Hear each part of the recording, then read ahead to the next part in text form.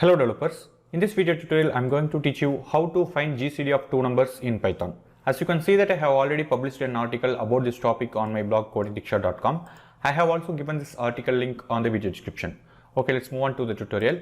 Let me open the Visual Studio Code first.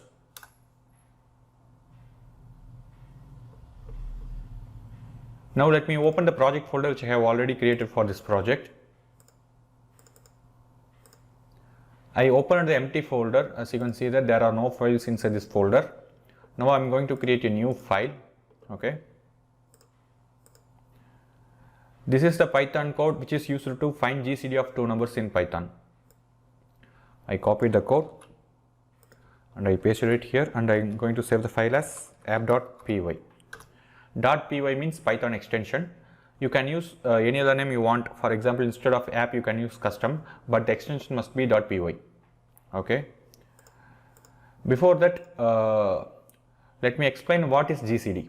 Actually, GCD and HCF both are same. GCD means greatest common divisor and the HCF means highest common factor. Two numbers can be divided by any numbers.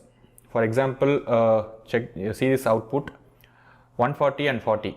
It can be divided by 2, but the greatest number that these two numbers can be divided is 20. So GCD means greatest common divisor, and HCF also same. I hope you understand. Okay, now let me run this project. Open the new terminal and use this command to run this project. Python space app.py. I saved the file as app.py, so I am using app.py here. If you save the file as custom.py, you can use the custom.py here. I just hit enter. It is asking the first number 140. I am going to give the second number as 40. When I hit enter, it is showing the GCD of two numbers is 20. Now let me run this project again, so we can input different values. Py. The first number is 130 and the second number is 30.